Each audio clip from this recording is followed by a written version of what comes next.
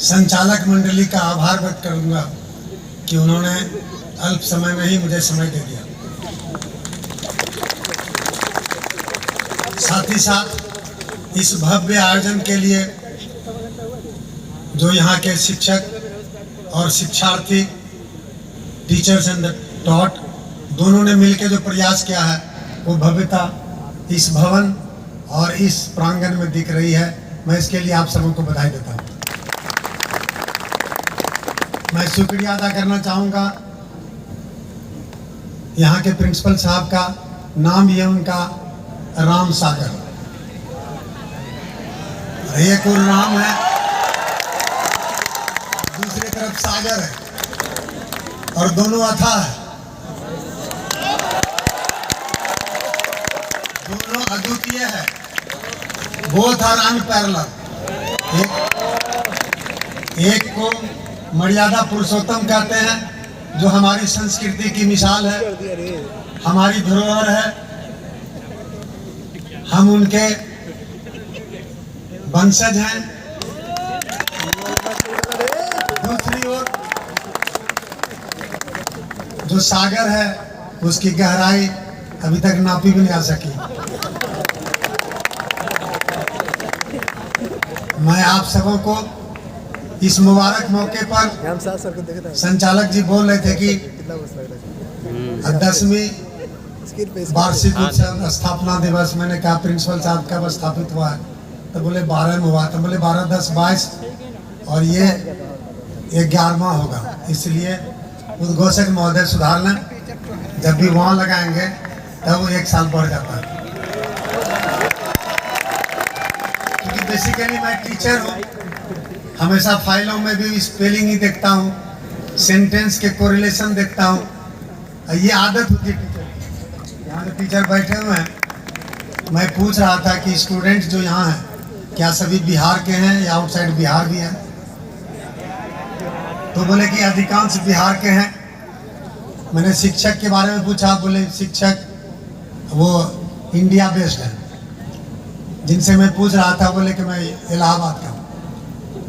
इसलिए मुझे बेहद खुशी है कि शिक्षकों में राष्ट्रीय विस्तारण है, छात्र छात्राओं में राज्य विस्तारण है। और ये अगर दोनों विस्तारण मिलेगा तो फिर हमारे क्षेत्र का विस्तारण होगा।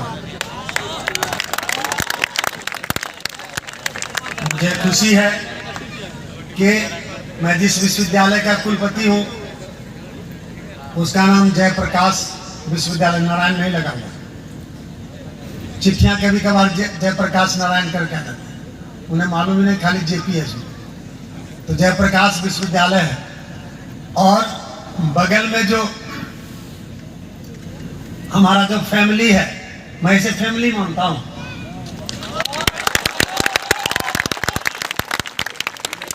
वो लोकनायक जयप्रकाश, एडजेक्टिव लगा हुआ है। और एडजेक्टिव कहाँ लगता है आप हमसे ज्यादा जानते होंगे, छात्र हैं। मैं यहाँ 1 साल पहले आया था, शायद किन्हीं को मालूम भी नहीं होगा। NCC का कैंप था और फायरिंग रेंज यहाँ बना था, और उसके कमांडिंग ऑफिसर ने कहा कि सर आपको जाना है, उद्घाटन करना है। गर्मी का दिन था, इसके पीछे फायरिंग रेंज। मैं उसमें आया था। आज मैं दूसरी बार आया हूँ, और इस दोबारा मौका देने के लिए मैं आप सबों का आभार व्यक्त करता हूँ। बहुत अच्छी बात है, प्रिंसिपल साहब बोल रहे थे, there is no shortcut to success. कामयाबी के कोई शॉर्टकट रास्ते नहीं हैं। And education is a long term investment. ये लॉन्ग टर्म इन्वेस्टमेंट। आप अगर तुरंत चाहेंगे कि एजुकेशन में रिटर्न आए, तो नहीं आएगा। 9 महीना माँ के पेट में, 2 साल हाथ पकड़ के आगे पीछे, 3 साल के 4 साल के बाद नर्सरी में, और नर्सरी से लेकर के वो BCE करने तक में आप अंदाज लगाए कितना साल लगता है। It is a long term investment and the return comes after a pretty long time. लेकिन जो लोग चाहते हैं कि तुरंत रिटर्न आने लगे, तो ये शेयर नहीं है कि पैसा लगे और रिटर्न आने लगे। लेकिन मैं दो बातें कहना चाहूंगा इस मुबारक मौके पर इधर से आने जाने इधर से कि consider this institution as your own and take the ownership. स्वामित्व का बोध आप में होना चाहिए, चाहे छात्र हो, चाहे छात्राएं हो, चाहे शिक्षक हो। छात्राएं बोले कि मेरा इंजीनियरिंग कॉलेज है, छात्र बोले कि मेरा है, शिक्षक बोले मेरा है, प्रिंसिपल कहे मेरा है। जब सब कोई मेरा कहेगा तो आप अंदाजा लगा सकते हैं कि ये कितना आगे बढ़ेगा। There is a decline in this attitude of the people of this locality. They do not consider their institution as their own. वो इसे नहीं अपना मानते, कहते हम तो नौकरी करने आए। बोले हम तो 4 साल पढ़ने आए, 4 साल पढ़ के चले जाएंगे। बोले पहले 4 ट्रेड याद चल रहा था, अभी एक और ट्रेड बढ़ा है। मैंने प्रिंसिपल साहब से पूछा, अब फूड टेक्नोलॉजी दिया है। हम आप सभी जानते हैं कि जब हिंदुस्तान की आबादी 30 करोड़ थी तो लाखों लोग भूख से 41 में मरे थे। अभी 140 करोड़ को पार करने जनगणना नहीं हुई है 21 में। अंदाजा लगाते हैं हम लोग प्रोजेक्टाइल से। तो इसमें हमारे पास इतने अनाज है कि लगभग 20% अनाज सड़ जाते हैं, हमें रखने की जगह नहीं है।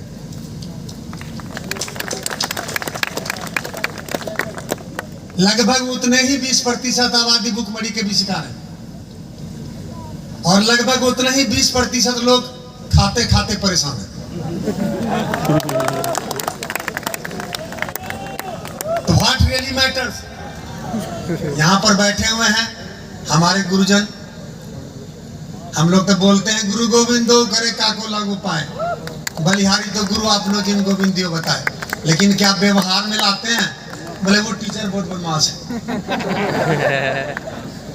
बोले सख्ती से परीक्षा ले रहा है, इंटरनल में बड़ा अटेंडेंस चेक कर रहा है। आगे बोले बहुत परेशान। मैं सच्चाई बयान कर रहा हूँ। मेरे 3 संतानें हैं, पहली बेटी है, वो कभी भी स्कूल या कॉलेज में कहीं एब्सेंट नहीं हुई। You won't believe, nobody will believe. Nursery में मैंने नाम लिखाया, तब से लेकर के वो MBE की master in business economics Delhi university से, स्टीफेंस में भी पढ़ी और दिल्ली पब्लिक स्कूल जो नाम भी बुला रहे हैं, संगम बिहार के पास जहाँ पर है, और वहाँ पर ही। और दिल्ली यूनिवर्सिटी के वाइस चांसलर वहाँ भी आए थे उसको अवार्ड देने के लिए फॉर फुल अटेंडेंस। और जब स्कूल में पढ़ रही थी भागलपुर में, तो भागलपुर के IG आए थे पुरस्कार देने के लिए फॉर फुल अटेंडेंस। आप अंदाजा लगाइए। What I want to say, what I want to stress to you people, to the students, being a vice chancellor of one of the university, हमारे राज्य में 13 क्लासिकल यूनिवर्सिटी हैं, टेक्निकल यूनिवर्सिटी भी है, medical university भी है, animal husbandry university भी है, लगभग 2 दर्जन से बेसी यूनिवर्सिटी है। लेकिन 13 क्लासिकल यूनिवर्सिटी है। पौराणिक विश्वविद्यालय बोलते हैं उसे, मेरा जयप्रकाश यूनिवर्सिटी। आप लोग तो तकनीकी विश्वविद्यालय शुरू। तो मैं कहना चाह रहा था कि कक्षा के बगैर शिक्षा पूर्ण नहीं हो सकती। Make it A point. आप कहेंगे कि यहाँ बहुत उपदेश देने आए हैं। इनके यूनिवर्सिटी में कक्षा में क्लास में कितने बच्चे आते हैं? मैं आपको बताना चाहूंगा कि पूर्व के राष्ट्रपति कोविंद जी जब मेरा इंटरव्यू ले रहे थे प्रो वाइस चांसलर की नियुक्ति के लिए, 40 मिनट हमसे इंटरव्यू लिए थे। उन्होंने कहा कि आप तो कभी एडमिनिस्ट्रेटिव पद पर रहे नहीं, आप तो सीधे प्रोफेसर बने, लेक्चरर, रीडर, यूनिवर्सिटी प्रोफेसर। तो मैंने कहा कि मैं सोसाइटी को एडमिनिस्टर करता हूं। मैंने यही सवाल जवाब दिया था। और हमारी एक सोसाइटी है जिसका नाम एजुकेशन कमेटी है, उसमें 9 संस्थाएं हैं, उसका मैं महासचिव हूँ। 40,000 बच्चे हैं, 2000 के करीब कर्मचारी हैं और संचालित हो रहा बखूबी, और जनता चुनती उनके तमाम सदस्यों को। ये मैंने उन्हें जवाब दिया था। बोले ठीक है, बच्चे कक्षा में नहीं आते हैं, प्रोफेसर पढ़ाना नहीं चाहते हैं, आप प्रो वाइस चांसलर बनके क्या करें? ये सच्चाई है। मैं हमसे इंटरव्यू हुआ था, मैंने कहा, बोले आप क्या कीजिएगा? मैंने उन्हें कहा कि सबसे पहले मैं जिन्हें तनख्वाह देता हूँ उन्हें अकाउंटेबल बनाऊंगा, उनके जो ड्यूटी आवर्स हैं उसमें अकाउंटेबिलिटी लाऊंगा। उसके बाद जो बच्चे हैं उनका मैं इंटरपोलेशन करूंगा कि किस इलाके से बच्चे कितने हैं, वहाँ के मुखिया, सरपंच और तमाम लोगों से बात करके उन्हें लाऊंगा। और मैं सक्सेसफुल हुआ। 7 जिले का प्रोवाइस काउंसलर था मैं, किशनगंज से लेकर के सुपौल तक 7 डिस्ट्रिक्ट थे। आप अंदाजा लगाइए, एक छोर से दूसरे छोर जाने में 6 घंटे से 7 घंटे लगते थे। आई सक्सीडेड इट। कहते हैं ना, अभी संचालक जी दोहरा रहे थे एक उर्दू का कपलेट कि खुद ही को कर बुलंद इतना कि हर तकदीर के पहले खुदा बंदे से खुद पूछे। वो खुद नहीं बोल रहे थे। आप अंदाजा लगाए मैं कितनी गंभीरता से सुन रहा था। मैं सिर्फ बैठा हुआ नहीं, प्रिंसिपल साहब से गप नहीं कर रहा था, मैं उनके हर शब्द को सुन भी रहा था। तो मैंने प्रिंसिपल साहब से कहा कि ये खुद तो छोड़ ही दिया, इसलिए कि उस लाइन का जो इम्पोर्टेंस है वो खुद में है कि खुदा बंदे से खुद पूछे। वो एजेंट से नहीं पूछवा रहा है, वो टीचर और लेक्चरर को भेज कर नहीं पूछवा रहा है, वो खुद पूछ रहा है कि खुदा बंदे से खुद पूछे, बता तेरी रजा क्या है, तुम क्या चाहता है। मैं जो कहना चाह रहा था, मेरे दोनों बच्चे इंजीनियर हैं और जब वो ट्रिपल ई में बैठ रहा था, उसके पहले बीसीई में बैठा, वो छोटा सा था, इंटर पास किया, उसी में कंप्लीट कर गया। जब गया तो उसको पटना में आर्किटेक्चर मिला, उसकी मम्मी के साथ उसको भेजे थे, लौट के आया, हम लोगों ने नाम लिखाया तो बोला कि नहीं आर्किटेक्चर मिला था, उसमें क्या करें। हमने यार there is prospect in architecture, यार जमीन कम है, मकान बनाने हैं, हवादार बनाने हैं, रोशनीदार बनाने हैं। अरे आर्किटेक्चर का तो रोल है फ्यूचर में, फ्यूचरिस्टिक हाउस बनाने हैं, तो तुम क्यों छोड़ के चला आया। बोले नहीं हम उसमें नहीं पढ़ेंगे। आप सुन लीजिए, बोले अगर अगले साल बीमार पड़ गया, ट्रिपल ई में नहीं कंप्लीट कर सका, तो फिर क्या करोगे। और फिर कहीं कश्मीर मिल गया तो उसमें आतंकवादी का बोलबाला था कश्मीर में। और आपको मैं बताना चाह रहा हूँ कि जब दूसरी बार ट्रिपल ई में कंप्लीट किया तो उसको 1 नंबर और मिलता तो मिश्रा मिलता, 1 नंबर कम मिला तो श्रीनगर का NIT हजरत बल मिला। अरे वाह। जब फोन पे हमको बताया रांची से, काउंसिलिंग रांची में रहा, तो हम पूछे क्या हुआ, तो बोले ये हमको तो हजरत बल मिल गया NIT। हमले बेटा बोले थे ना। आप अंदाज लगाइए, जाना पड़ा, नाम लिखवाए, गए, पढ़ा और उसको उस समय मेटलर्जी मिला। मैंने कहा यार मेटलर्जी करके क्या करोगे, इंडिया में तो कंजम्पशन ही नहीं है, न स्टील बन रहा है, न आयरन बन रहा है, मकान नहीं बन रहे हैं, इसका तो कोई होप नहीं है। तो बोले नहीं, टीचर बोले कि अगर टॉप कर जाओगे फर्स्ट ईयर में, फर्स्ट सेमेस्टर से तो नहीं करा, तो बोले चॉइस फैकल्टी मिल जाएगा, और वो टॉप कर गया। और फिर उसको चॉइस फैकल्टी मिला, कैंपस सिलेक्शन हुआ और अभी NTPC में रिहैंड में है और वहां सीनियर मैनेजर और हमसे ज्यादा अमीर है। Being a vice chancellor I don't have a private car, उसके पास 2-2, 3-3 कार है। आप बताइए, मैं जो कहना चाह रहा हूं वो ये है कि मेरे दोनों बेटे जो इंजीनियर हैं, दोनों से कहता था यार बिहार में पढ़ो, हमारे पास उतने पैसे नहीं है, ट्यूशन तुमको पढ़ा नहीं सकेंगे, बाहर दे नहीं सकेंगे खर्चा। बोले नहीं, यहाँ इंजीनियरिंग कॉलेज में हमेशा कास्ट राइट होता है, कॉमनल राइट होता है, हमेशा बंद ही रहता है, मारपीट होती है, वो मैं नहीं पढ़ूंगा। आप अंदाजा लगाइए, आज 15-20 साल पहले की बात है। आज हालात बदले हैं। हमारे मुख्यमंत्री स्वयं इंजीनियर हैं।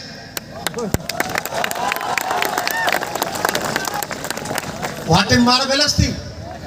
कितने राज्य के मुख्यमंत्री इंजीनियर हैं, ये तो गर्व से बोलना चाहिए कि we have a chief minister who is an engineer. इसलिए यही वजह है कि ये चमक रहा है। महज 10 साल का ये महाविद्यालय हमारे 32 साल के विश्वविद्यालय से बेहतर दिख रहा है। मैं बुराई नहीं कर रहा हूं, मैं सच्चाई बता रहा हूं। इसलिए बदलाव आया है, आप सभी खुशनसीब हैं।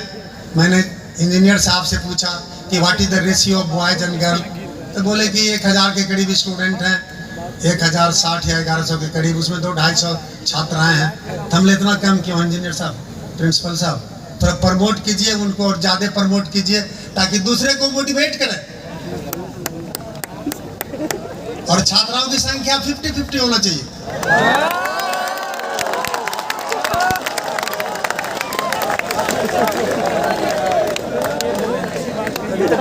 तभी तो हमारा समाज बदलेगा, तभी तो हमारी सोच बदलेगी। मैं कहना चाह रहा था, संचालक जी कितना टाइम दिए हमको?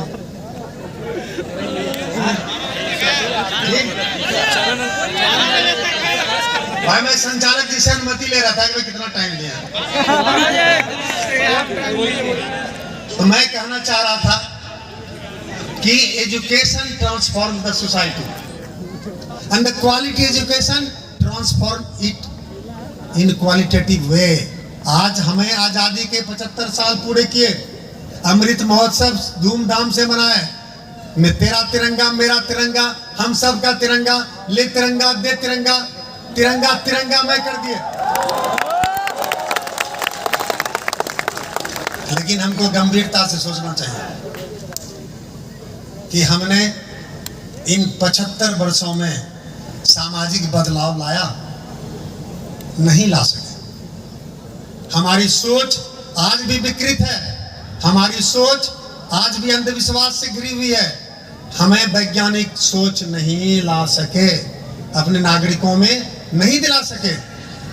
जबकि हमारे कॉन्स्टिट्यूशन में जो गाइडिंग प्रिंसिपल है उसमें लिखा हुआ है the state will strive to inculcate the scientific temperament among its citizenry. कि हमारे संविधान जो है, हमारा जो राज्य है, हमारा जो राष्ट्र है, नागरिकों में वैज्ञानिक दृष्टिकोण लाने की कोशिश करेगा। उसमें जो अभियंत्रण महाविद्यालय, प्रौद्योगिकी महाविद्यालय महत्वपूर्ण भूमिका निभा सकता है। मैं प्रिंसिपल साहब से आग्रह करूंगा कि हमारी सोसाइटी जो बदलने में देर हो रही है वो क्वालिटेटिव एजुकेशन नहीं होने के कारण देर हो रही है। और जिस कंट्री में एजुकेशन अगर करप्ट होगा तो उसकी पूरी सिस्टम करप्ट होगी। इस बात को आप लिख लीजिए।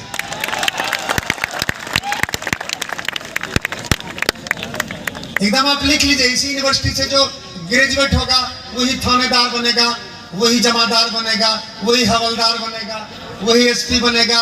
अब बोले वहां से चोरी से पास किया तो वहां अच्छा हवलदार किसे बनेगा? नहीं हो सकता है। इसलिए अपने में परिवर्तन लाइए। तुम खुद तो बदल, तुम खुद तो बदल, तब ये बिहार बदलेगा। हम बदल ही नहीं रहे और प्रिंसिपल साहब को राम सागर बाबू बोलना क्या बदली? संभव है? ये संभव नहीं है।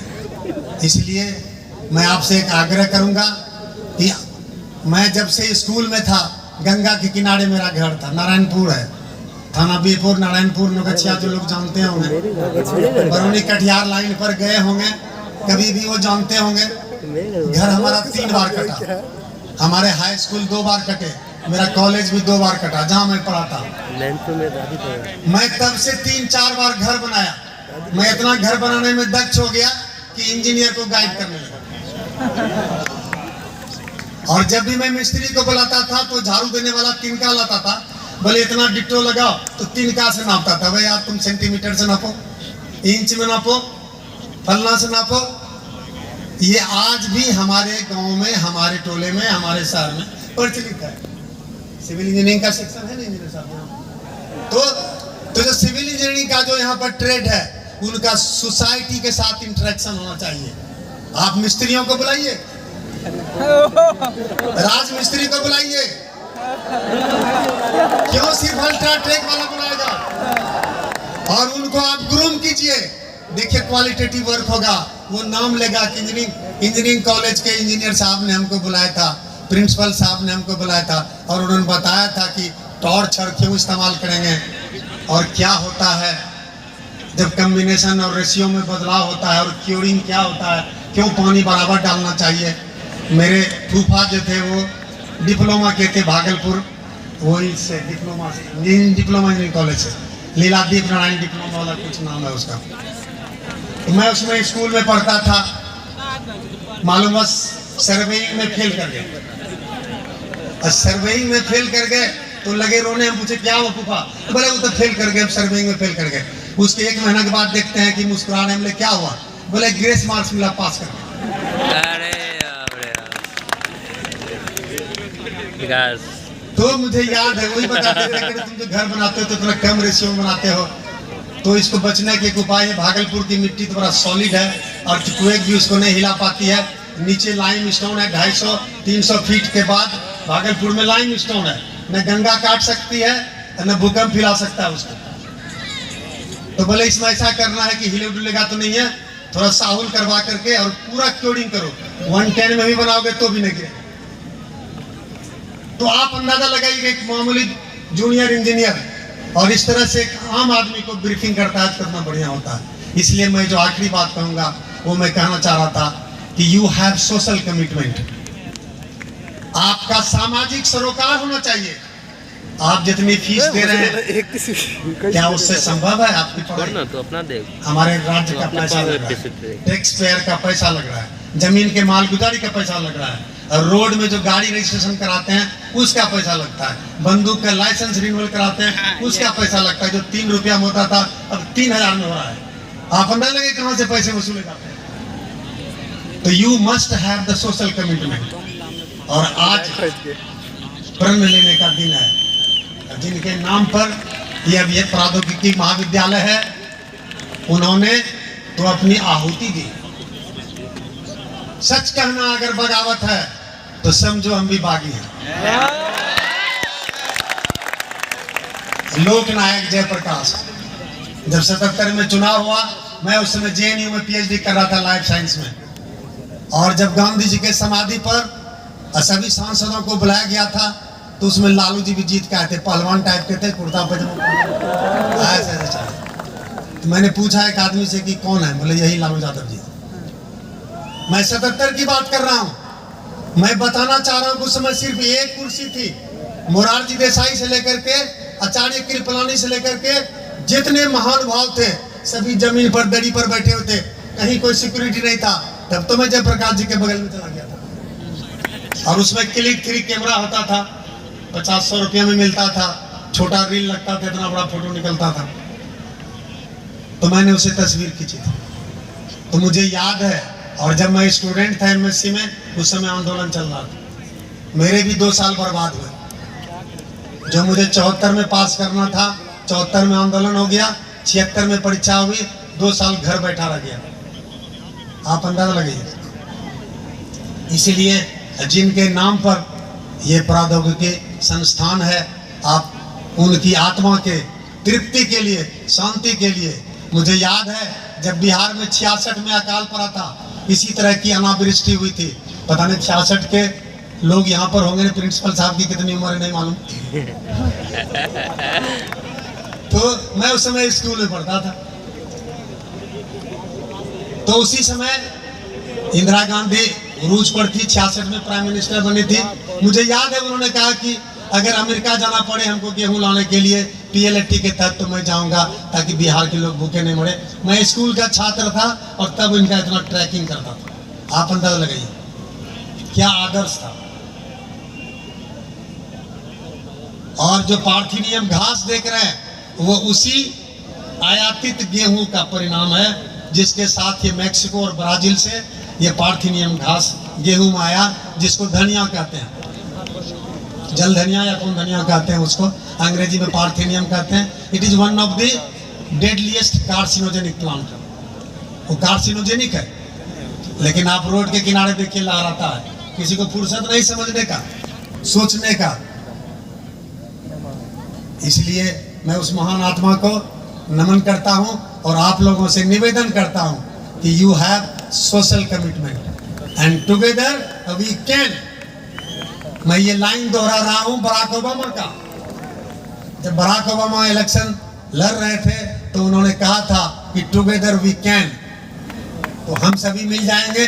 1100 इंजीनियरिंग कॉलेज के छात्र, 40 टीचर और इनके कर्मी अगर सब मिल जाएंगे तो पूरा का पूरा जो सारण है वो बदल जाए। जो सामाजिक कुरीतियां हैं वो किनारे खड़े होकर के मलाल करती नजर आएगी। मैं आप सबों को सिर्फ दो बातें कहने के लिए यहाँ आया हूँ। पहला कि आप हमेशा सच बोलिए, और एक सच को छिपाने के लिए कई झूठ बोलने पड़ते हैं। गलतियाँ इंसान से होती है, हो सकता है क्लास में भी गलती हो जाए, कभी कभार कुछ हो जाए। हमें याद है पिछले बार यही कुछ घटना घटी थी, 1 साल पहले शायद, पूरा तोड़ फोड़ हुआ था, गाड़ियाँ तोड़ी गई थी। वो किनकी गाड़ी है? मैं वही ओनरशिप की बात कर रहा था। आप अगर इसके शीशे तोड़ते हैं, किसके शीशे तोड़ रहे हैं? आप अपने मकान के शीशे तोड़ रहे हैं, आप अपने विद्या मंदिर के शीशे तोड़ रहे हैं। ये एहसास लाने की जरूरत है। आपको आंदोलन करने से कोई नहीं रोक सकता। डेमोक्रेटिक कंट्री है, लेकिन आप कानून को अपने हाथ में नहीं ले सकते। पहली बात तो ये मैं कहने आया था। दूसरी बात, there is no shortcut to success. और परसिवरेंस जो अंग्रेजी का एक वर्ड है, अच्छे खासे जानते होंगे हमारे इलाहाबाद के साथी हैं यहाँ, कि perseverance is not a single race, it is the several short races run together. छोटी छोटी जो कोशिशें होती हैं वो समायोजित होकर के, सम्मिलित होकर के एक बड़ी कोशिश का आधार बनाती है, जिसे बड़ी सफलता। मैं आपके कई कार्यक्रम भी होंगे मुझे मालूम है, और मैं एक घटना बताना चाहूंगा आज का। जब मैं पार्थिनियम उखाड़ने के लिए सुबह में आया था 8 बजे अपने विश्वविद्यालय में, हमारे साथ 10 एनसीसी के जवान थे, 4 हमारे घर के जो स्टाफ थे वे थे, एक हमारा बॉडीगार्ड था, 12 आदमी मिलकर के हम आए थे उखाड़ने के लिए। उसी समय एक पटना से गाड़ी आई, वो पूरा साजो सामान लेके आए। तो बोले बहुत फुलवाड़ी उलवाड़ी है, तो हम लोग गाछ वृक्ष देख करके यूनिवर्सिटी चले आए, तो बहुत बड़ा कार्यक्रम है। हमने भाई यार ऐसा सुनो, मैं पोर्टिको में खड़ा था, वो 8:30 बजे की घटना है। तो हम ऐसा इंजीनियरिंग कॉलेज में बुलाया गया हो, तो तुम इंजीनियरिंग कॉलेज इधर से बाहर निकलो और आगे से दाहिने मुड़ जाना, आगे इंजीनियरिंग कॉलेज आ जाएगा। तो मुझे लगा कि तैयारी बड़ी जोरदार है, और वो तैयारी तो दिख भी रही है। इसलिए मैं आप सबों को मुबारकबाद देता हूँ। और 11 साल तो अभी बात चल लिया है, अभी तो वो समझते हैं कि मैट्रिक के लायक भी नहीं है। 14 साल में मैट्रिक की परीक्षा होती है। मैं तो जिस शहर का हूँ वहाँ इंजीनियरिंग कॉलेज 60 के दशक में बना था, और जब मैं 70 में पढ़ रहा था तो हमारे विश्वविद्यालय के कई विभागों का इंटरेक्टिव एक्टिविटी इंजीनियरिंग कॉलेज से होता था। उसको BCE बोलते थे, भागलपुर कॉलेज ऑफ इंजीनियरिंग, अभी पता नहीं क्या बोलते हैं। तो मैं आग्रह करूंगा कि यहाँ के फैकल्टी मेंबर से कि अगर कोई प्रोजेक्ट ये मिलजुल करके करना चाहें, अभी फूड प्रोसेसिंग है, हमारे यहाँ फूड साइंस डिपार्टमेंट है, home science food and nutrition है, तो उससे मिल करके अगर कुछ काम करना चाहें तो till then I am there, no one can stop it. ये मैं आपको बता रहा हूँ। और हम चाहेंगे कि कुछ और बड़े आयोजन हम लोग मिलजुल करके करें, और जिसमें मैं आप सबों को भी आमंत्रित कर सकूं, यही मेरी शुभकामना है। और मैं लोकनायक जयप्रकाश अभियंत्रण प्रौद्योगिकी महाविद्यालय और बगल में जो मेडिकल कॉलेज बन रहा है, हमको लग रहा है उसमें भी कहीं न कहीं लोकनायक लगेगा, और मुख्यमंत्री जी उसका उद्घाटन करेंगे और वहाँ मुझे जरूर बुलाएंगे। वो इसलिए बुलाएंगे कि जमीन विश्वविद्यालय की है। अभी जननायक कर्पूरी मेडिकल कॉलेज मधेपुरा में शुरुआत हुआ, तो माननीय मुख्यमंत्री जी गए थे उद्घाटन करने, बोले कुलपति महोदय को जरूर बुलवाइए और प्रति कुलपति दोनों को बुलवाइए। और उन्होंने मन से हम लोगों को धन्यवाद दिया कि आपने जमीन दिया जिससे यहाँ मेडिकल कॉलेज खुला, और हमारी ही दी हुई जमीन पर ये इंजीनियरिंग कॉलेज है। आप अंदाज लगाइए, जब भाइयों में बंटवारा होता है तो दुश्मनी नहीं होनी चाहिए। रिश्ते ऐसे होने चाहिए कि जब भी हम मिलें गर्मजोशी से मिलें, जब भी मिलें हम जज्बात और जोश से मिलें। मैं इन्हीं चंद शब्दों के साथ आप सबों को मैं अपना आभार व्यक्त करता हूं, और साथ ही साथ आपने मुझे ये अवसर दिया कि मैं 1200 से 1100 स्टूडेंट को संबोधित कर सका। ये बिहार के हैं, और जो बिहार आज सोचता है, देश और दुनिया 20 साल बाद सोचती है। मैं कह नहीं रहा हूँ, मैं बता रहा हूँ, आप सिर्फ इसका विश्लेषण कीजिएगा। जब आरक्षण दिया गया BC में, तो 77 में दिया गया। कर्पूरी ठाकुर उस समय चीफ मिनिस्टर थे, जननायक कहलाते थे, लोकनायक। बिहार ने पहल किया। आज भी भारत सरकार ओबीसी कहती है, उसको बांट नहीं सकी है बीसी और ईबीसी में, और हमने इसको 40 साल पहले करके बताया। वही नहीं, पीआरआई में 2 बच्चे से ज्यादा पैदा ना हो वे आदमी पीआरआई में शामिल नहीं हो। पंचायती राज व्यवस्था में मेयर, डिप्टी मेयर, मुखिया, मुखियापति ये नहीं हो अगर 2009 के बाद तीसरा बच्चा पैदा होता है। कोई राज्य लागू नहीं कर सका, बिहार ने लागू किया 2009 से लागू किया। और जब बिहार करवट लेता है तो भारत करवट लेता है, इस बात को आप जान लें। इसकी गवाह लोकनायक है। मैं उन्हें प्रणाम करते हुए आप सबको अपनी ओर से बहुत बहुत शुभकामनाएं देता हूं।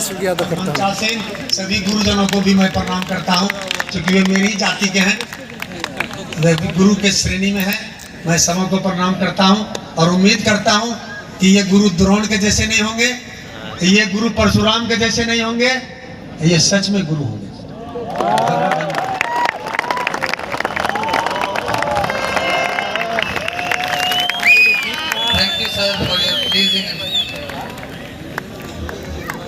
सर को मैं बहुत बहुत धन्यवाद देना चाहूँगा इनके अग्रिम आश्वासन के लिए। जो फूड प्रोसेसिंग हमारे यहाँ खुल रहा है और उसमें सर का सहयोग अपेक्षित रहेगा, और सर ने पूर्व से ही हमको अग्रिम रूप से इन्होंने आश्वासन दे दिया। Thank you sir.